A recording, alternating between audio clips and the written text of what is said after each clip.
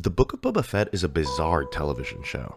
A disappointing mix of half-baked plot threads, amateurish character writing, and laughable action scenes that closed its first season to a wave of mediocre reviews and Twitter ridicule. It's a show that constantly shoots itself in the foot despite having all the ingredients for success. Because when you really think about it, making a decent show about one of the most beloved characters in Star Wars shouldn't have been that difficult. The budget was there, the fans were eager, and with the success of The Mandalorian, Disney already had a roadmap as to how to make a Star Wars show work.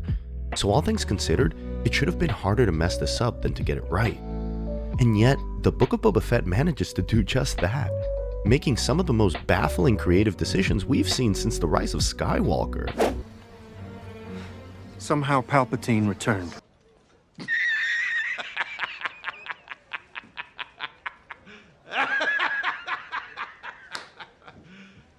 You serious? From its shallow characters to its meandering plot, almost every part of this show falls flat in one way or another. Boba Fett himself is little more than an afterthought, an old man playing second fiddle to the character Disney actually gives a shit about. And while the internet has understandably latched onto some of the show's most ridiculous moments, the flaws in Book of Boba Fett run much deeper than just a couple of meme-worthy scenes and patented Robert Rodriguez spins. At its core, this is a show that doesn't know what it wants to be or what story it wants to tell. And this sense of vagueness and confusion spreads to every aspect of the show's writing, to the point where it's hard to believe that this was made by many of the same creators behind the critically acclaimed Mandalorian. So what the hell happened here? How did a show with so much promise manage to fumble the ball so badly? Well, as it turns out, there are quite a few reasons.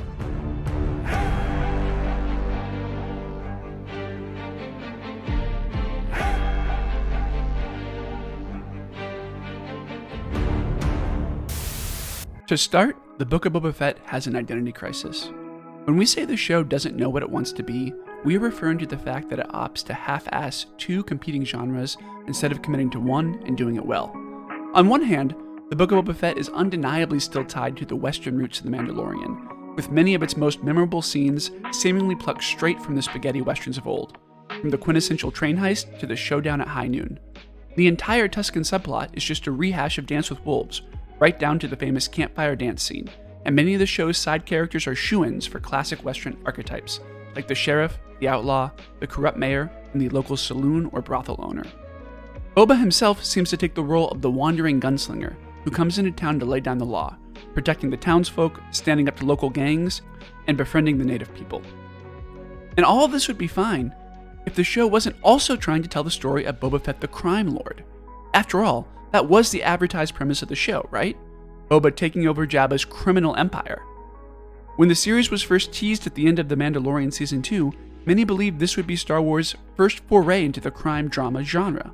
And given that Boba is a character more recognizable to older viewers, not to mention the brutal fashion in which he disposes of Bib Fortuna, it wasn't out of the question for fans to speculate that this would be a more mature series in the same vein as The Sopranos, Narcos, or Breaking Bad, a grittier genre for a more civilized age demographic.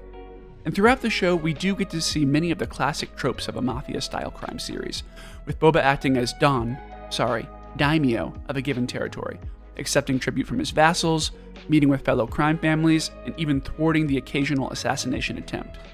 But most of these plot threads are only moderately engaged in and never evolve into anything more than poorly executed homages.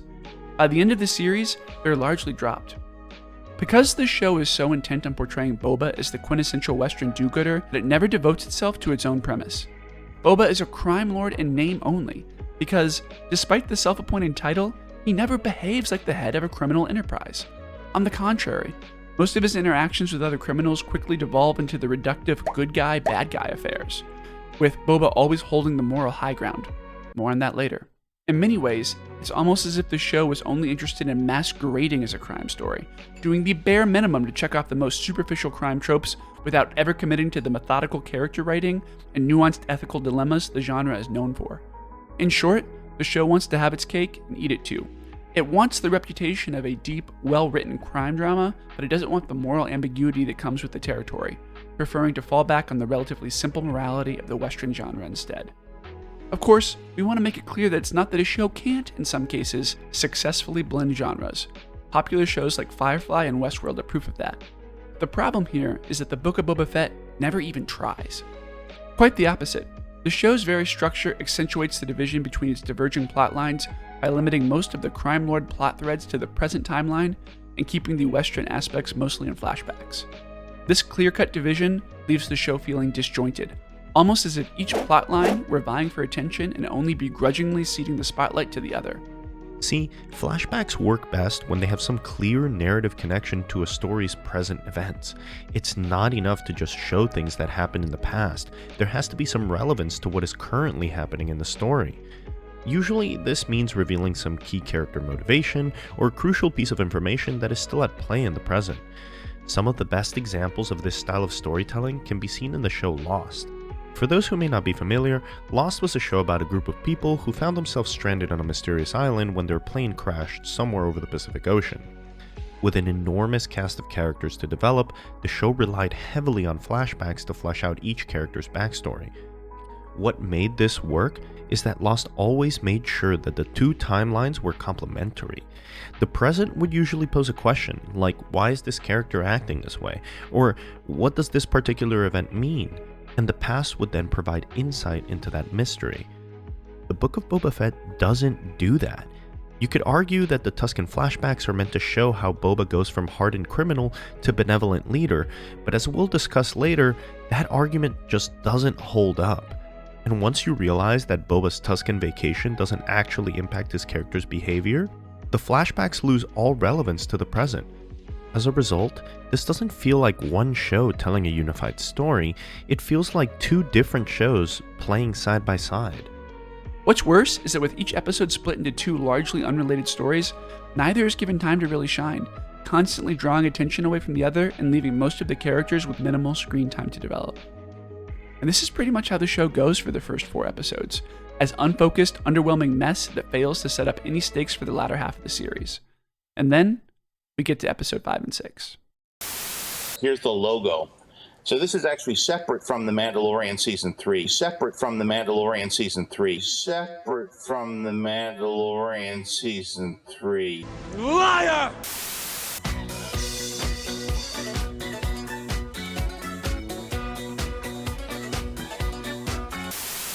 Okay, so it's impossible to talk about the show without addressing the Mando in the room, because it's honestly one of the most bizarre things about this show. The Book of Boba Fett is not a long series. It's only 7 episodes long. That's practically no time at all.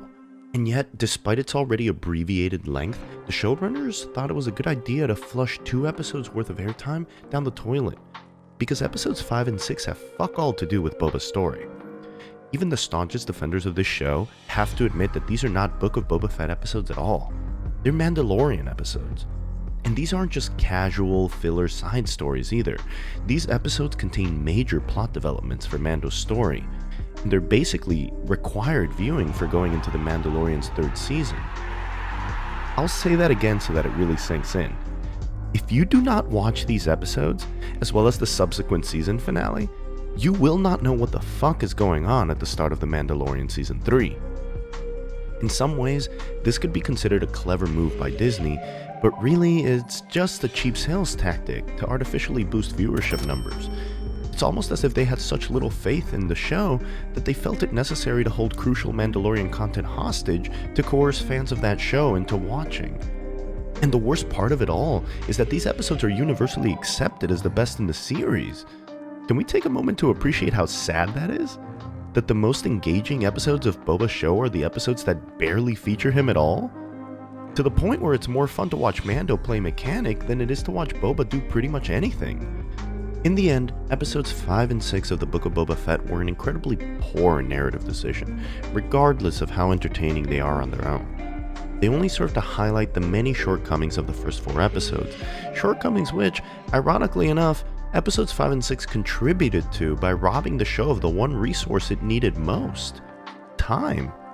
Time to flesh out its shallow characters, time to reconcile its dissonant plot lines, time to make us care. Let me just say, I'm excited to be here. It's an honor for you to meet me. I got a lot of characters I'm ready to bust out. Got a character named Biscuit, glasses. I want you to write that one. Got another character named Ching Chong who loves to play ping pong. I just made that up right now because that's how I flow. Now I'm up for anything.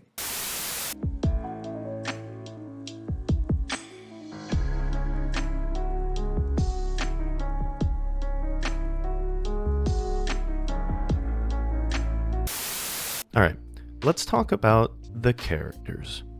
The characters are, without a doubt, the worst thing about the Book of Boba Fett. And I use the term characters loosely, because this show doesn't have characters so much as it has caricatures. One note, cardboard cutouts that offer nothing in terms of substance. The show tries its hardest to fool you, constantly throwing new bodies on screen in a desperate attempt to pretend its world is more than an empty shell. But the illusion falls apart with even the slightest form of scrutiny, because there's nothing to say about these so-called characters. There's no depth or nuance here. Most of them are lucky to have even one defining trait. Some of them don't even have names, and few of them are given enough time on screen to develop into anything more than glorified set dressing. In fact, one of the most perplexing things about this show is that many of its characters are either unceremoniously written off or disappear for several episodes on end. Just look at Garsa Fwip. We meet her in the first episode when Boba goes to collect his money and introduce himself as the new daimyo. At first glance, she seems like a smart, savvy businesswoman who's been around the block a few times. But after this introduction, we get nothing. No development, no arc, no nuance. She's just occasionally there for whenever the writers need some cheap plot development. The most she contributes to the show is reading off the Wikipedia entry for Black Chrysanthemum. And after that, she just sort of dies and is never mentioned again. Boba doesn't even comment on her death while walking through the scorched ruins of her club. She's such a non-character that it's kind of ridiculous that they went through the effort of giving her her own poster as part of the show's marketing materials. Or take a look at the mayor of Mos Espa, Mok Shaiz. When we first meet him, we're led to believe he's going to be a major player in the story. He refuses to give tribute, sends his condescending yes man to talk shit, and even hires a hit squad to kill Boba. And when he's confronted with his crimes, he orders the execution of the assassin as casually as one might order coffee. This could have been a refreshing antagonist for the show, one who wouldn't need to challenge Boba to a shootout because he could outmaneuver him politically. It could have forced Boba to be more strategic, to rely on his wits instead of just his blaster, to, dare I say it, think like the head of a criminal empire. But instead of elaborating on this promising first impression, the writers leave Shaiz by the wayside until the final episode, where he proves to be little more than a sniveling coward hiding behind the pikes. So to recap, he's introduced in episode 2, disappears for 4 episodes, and comes back at the end a shadow of the character we were initially promised. And then there's Jabba's cousins, the Hutt twins. At first, they seem like genuine contenders for Jabba's throne, but the next time we see them, they're leaving the planet having done next to nothing, running away from the Pike Syndicate with their tails between their, weird slug bodies? It's almost comical how abruptly they depart, when just an episode earlier they were making not-so-subtle threats and talking a pretty big game. And speaking of the Pikes, what the hell happened here? Could they have picked shittier antagonists? Because there is nothing even remotely compelling about these guys. They're just a bland, amorphous collective of nameless henchmen. Can you imagine how bad the original trilogy would have been if the main antagonists were just more stormtroopers? I mean, fucking Christ, these guys really lower the stakes of the final episode. Are we really supposed to believe that Boba and Mando are in any real danger from anonymous Pike Soldier number 5? And it's not like the writers weren't aware of this issue. That's why they brought in Cad Bane to try and salvage the whole thing. But Cad Bane, like so many other characters in this show, is just completely wasted here. He's introduced far too late to be an effective antagonist, which is a shame, because he's way more interesting than the Pikes, and has personal ties to the Fett family that could have made for some really compelling interactions with Boba. Unfortunately, he just doesn't have enough screen time to build the necessary stakes and character relationships needed for his presence to have an impact in the story, especially considering that unless the audience has seen Clone Wars or The Bad Batch, he's just another nameless asshole to add to the list. But the truly tragic thing about the Book of Boba Fett is that even the characters that do stick around for more than just a few brief moments failed to do anything with the time they're given.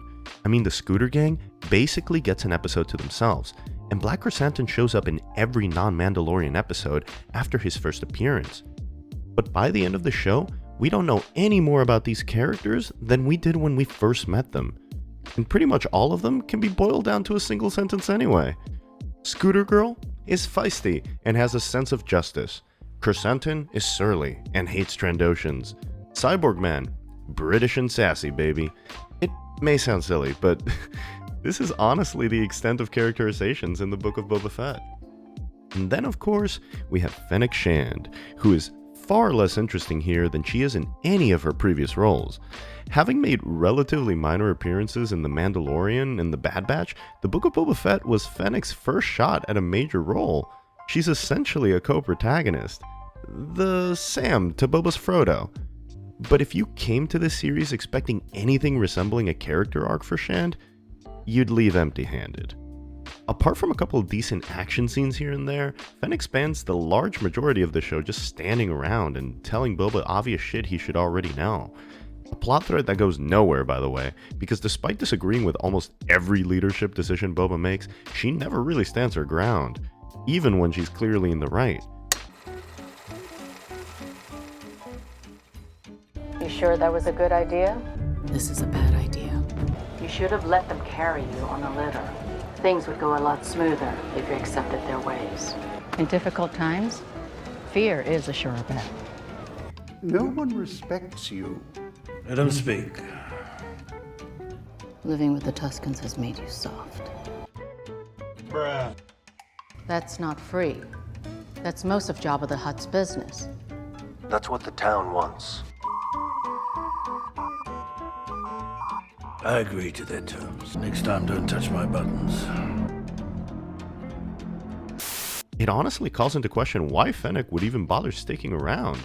Because even when we see the flashbacks of her meeting with Boba for the first time, we're not given any compelling reason for why she decides to follow him so loyally. Sure, he saves her life, but she repays that debt almost immediately, and then just decides to hang around for some reason? Not to mention how weird it is that she just trusts him implicitly despite waking up to half her organs missing. In the end, Fennec's treatment just feels a little bit more disappointing than the other characters because, unlike, say, the Scooter Gang or Garsa, Fennec is a character we already knew and liked and wanted to see more of. But she honestly gets more characterization in a couple of episodes of The Bad Batch than she does here. And it really didn't have to be this way. For all of its faults, Star Wars has always thrived on the charm of its characters. One of the best things about the original trilogy was how memorable the supporting cast was. Just look at Lando Calrissian. Would you be surprised to learn that Lando only gets about 14 minutes of screen time between episodes 5 and 6? For reference, our girl Drash gets around 11 to 12 minutes. And in that short amount of time, we really get to connect with Lando as a character. And it's not because of long-winded exposition dumps or fevered back-to-tank flashbacks. It's because the films are just really efficient with their writing. Our first introduction to Lando comes before he's even on screen, when Han hints to the audience that Lando is 1, an old friend, 2, a scoundrel, and 3, not to be trusted. Lando Calrissian. This card player, gambler, scoundrel. You'd like him. We go back a long way, Lando and me. Do you trust him? No. He's got no love for the Empire, I can tell you that. And in the first few moments of Lando's appearance, we get a clear sense of all 3 of these traits. He cheerfully greets Han and jokes around like a longtime friend would. And the way he turns on the charm when first meeting Leia belies his charismatic, roguish persona. All the while, there's a thin veneer of dishonesty to his behavior, which gives the audience pause, almost as if he's trying to oversell his friendliness. In these first couple of minutes with Lando, we are given more characterization than any character from the Book of Boba Fett gets in the entire season. And Lando doesn't remain static either. Throughout the rest of his time in episodes 5 and 6, he goes from welcoming but suspicious friend, to full-on traitor, to repentant ally, and finally to a redeemed general who plays a critical role in bringing down the Empire. The Book of Boba Fett wishes it had side characters this dynamic. I miss the old Kanye, straight from the gold Kanye, chop up the soul Kanye, set on his goals Kanye, I hate the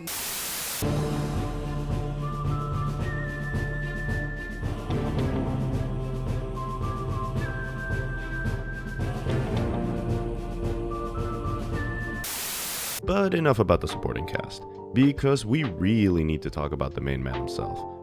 As the title character, no one has done a greater disservice by this mess of a show than Boba.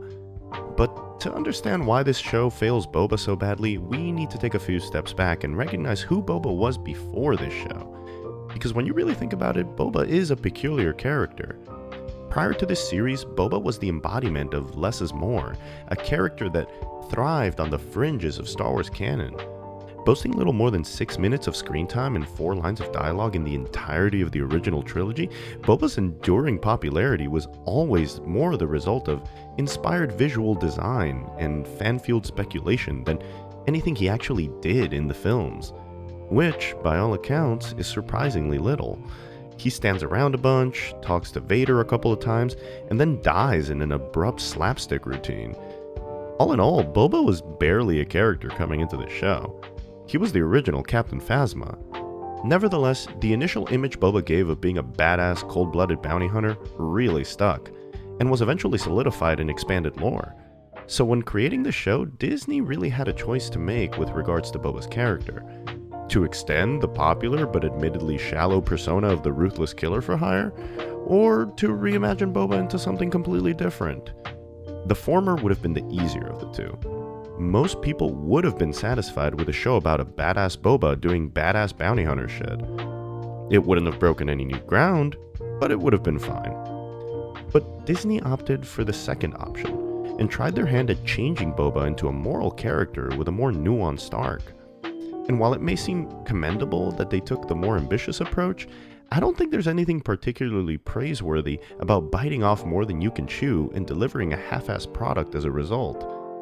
Because while the Book of Boba Fett tries to portray Boba as a born-again do-gooder, it fails to put any effort into bridging the gap between the Boba we last saw in the films and the Boba we see at the start of the show. Let's recall that when we last saw Boba, he was a bounty hunter with an implied penchant for disintegrating his victims. No disintegrations. As you wish.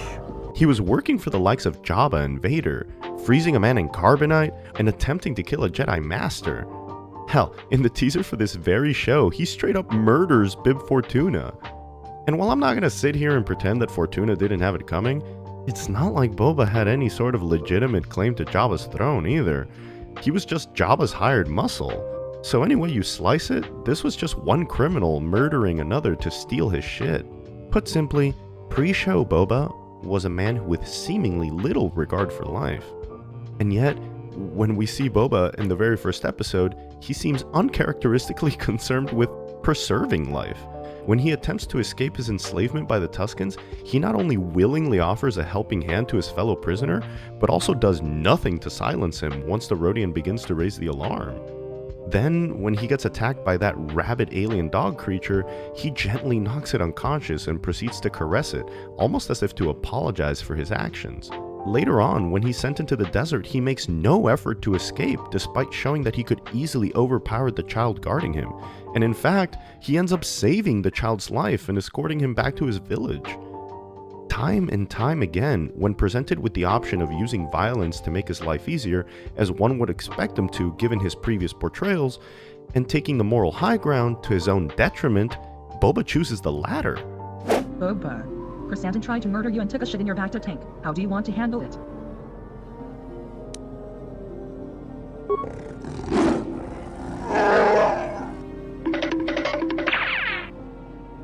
The writers want us to believe that the Boba in the show is different from his movie counterpart because his time with the Tuskens helps him turn over a new leaf. And that's certainly the line that defenders of the show repeat ad nauseum. But that explanation doesn't really hold up, because as I've just described, we see Boba showing mercy and restraint even before the Tuskens accept him into the tribe. In other words, the writers put the effect before the cause. This is the reason why the most common criticism of this show is that Boba is quote-unquote too nice. Not because having Boba grow as a person is necessarily a bad decision, but because the change comes off as abrupt and arbitrary. And the problems with Boba don't stop there. In addition to being virtually unrecognizable from the character we previously knew, this Boba is kind of a passive idiot. At least in the present storyline, Boba seems to constantly be reacting to others around him, never taking action for himself. And when a chance to act presents itself, it typically gets relegated to other characters. When the Major Domo attempts to escape, we get the Scooter Gang leading the shittiest chase sequence ever put to film. When Kersantin infiltrates the castle, it's Boba's entourage which does the bulk of the fighting, while Boba struggles to don his Hugh Hefner robe. When it comes time to kill the leaders responsible for betraying Boba and killing the Sand People, it's Fennec who strikes the finishing blow, while Boba has a meaningless duel with Cad Bane. It's honestly incredible how much Boba feels like a secondary character in his own show simply due to his own passivity. And whenever Boba does decide to take action, he makes some of the dumbest decisions imaginable, something only highlighted by the fact that Fennec repeatedly tells him so.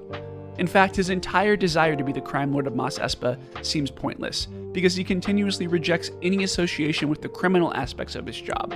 He refuses to continue the spice trade, which is likely his main source of revenue, and he is adamant about not ruling with fear, so the traditional extortion rackets are probably off the table too. So how exactly is Boba going to make any money as daimyo? What reason do the locals have to pay him any tribute? And what protection does he realistically offer the people of Mos Espa, with his ranks featuring just himself, Fennec, and a loose collection of street urchins? If you recall, Boba would have been dead in the water against the Pikes were it not for Mando and his Freetown militia. And for all his claims about wanting to protect the people, he ends up causing far more damage to the city with his Rancor than any of the Pikes do. Something that he did, by the way, because he chose to follow the expert advice of a street rat with no military experience instead of just following his own, presumably, much more experienced instincts. In the end, it was brave of Disney to try and make Boba into a more nuanced character, but if they were just going to half-ass the job, it would have been far better for them to stick with the simple but entertaining image of Boba as the lone bounty hunter, because at least that version of the character was consistent. As it stands, the Boba we got is a shadow of his former self, giving up on the cool mercenary persona he once had and offering a bumbling, passive old man in return. Like a bantha. Yes? Oh, brother, this guy stinks!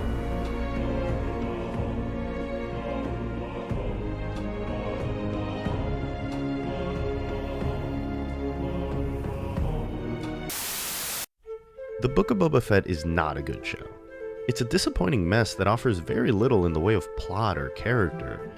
A show that seems far more interested in promoting the next season of The Mandalorian than it is on developing its own protagonist. It's a continuation of Disney's concerning trend of trying to capitalize on nostalgia, both with Star Wars and with its other properties. There's an undeniable eagerness from Disney to put out a steady stream of spin-offs and tie-in shows on its digital platform, and the declining quality of some of the latest entries, like Book of Boba Fett and Hawkeye, call into question whether the company is focusing too much on quantity over quality. Because in many ways, this show does feel rushed, or like it was the victim of several rewrites. Ultimately, the Book of Boba Fett is a disservice to one of Star Wars' long-standing favorites, a character who may not have been particularly consequential in the films, but who found a home in the expanded lore and in the imagination of the fanbase. Boba deserved better, and certainly we as fans deserve better. If there's a second season of Boba, I can only hope that the writers don't repeat some of the same fundamental mistakes that were made here. Though at this point, it may simply be better for Disney to let the past die, to focus on creating new stories in the Star Wars mythos instead of desecrating the remnants of what Lucas did over 40 years ago. Admittedly, with the upcoming Obi-Wan series as well as the Ahsoka spin-offs, it doesn't seem like Disney is ready to let go of the past just yet. But the Star Wars universe is vast and full of intrigue, and there are certainly many talented writers who could mold incredible stories if only Disney was willing to move beyond old characters and old settings. But I digress. Either way, for now, the Book of Boba Fett is one book we will not be rereading again anytime soon.